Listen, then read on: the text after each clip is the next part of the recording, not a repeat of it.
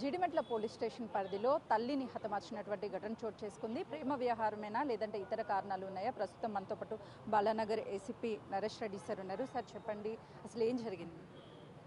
మాకు యాక్చువల్గా నిన్న రాత్రి 11:30కి జీడిమెట్ల పోలీస్ స్టేషన్కు 100 డయల్ కాల్ వచ్చింది. ఎల్బీ నగర్లో అంజలి అంటే ఆమె వాళ్ళ ఇంట్లో చనిపోయి ఉన్నట్టు మనకు కాల్ వస్తే ఇమీడియట్గా మా పెట్రోకార్ వాళ్ళు అక్కడ విజిట్ చేయడం జరిగింది. విజిట్ చేసి అదేవిధంగా night rounding officers Jeedimetla inspector చూసే వరకు అక్కడ అంజలి అంటే ఆమె చనిపోయి ఉన్నది. ఇంట్లో వస్తువులన్నీ కూడా చిందరవందరగా పడి ఉన్నాయి. దాన్ని బట్టి వాళ్ళ సిస్టర్ శోభ మాకు కంప్లైంట్ ఇచ్చింది. ఆ కంప్లైంట్ బేస్ చేసుకొని మనం మర్డర్ కేసు కింద నమోదు చేసుకోవడం జరిగింది.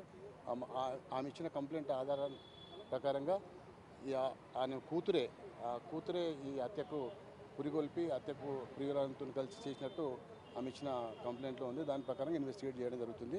నైట్ ఇమీడియట్గా మేము బాడీ కూడా పూర్తిగా క్లూస్ టీమ్ విజిట్ చేసి పంచనామా కండక్ట్ చేసుకున్న తర్వాత పిఎంఈ నిమిత్తం మేము గాంధీ హాస్పిటల్కి తరలించడం జరిగింది. అంజలి శరీర భాగాల మీద ఎక్కడెక్కడ గాయాలయ్యాయి, దేంతో హతమార్చినట్లుగా నిర్ధారణ? అంటే మనకు ప్రాథమికంగా మాత్రం ఉరి వేసినట్టు అంటే స్ట్రాంగులేషన్ చేసినట్టు కనబడతా ఉంది. ఆ మెడ చుట్టూ గాయాలు ఉన్నాయి.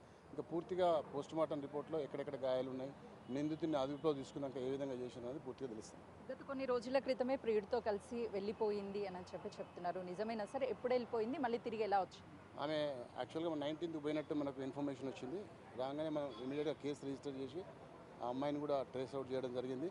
ట్రేస్ అవుట్ చేసి అమ్మాయి స్టేట్మెంట్ ఉమెన్ ఆఫీసర్తో రికార్డ్ చేయించి ఆ తర్వాత అమ్మాయిని వాళ్ళ మదర్కు సేఫ్గా అప్పగించడం కూడా జరిగింది.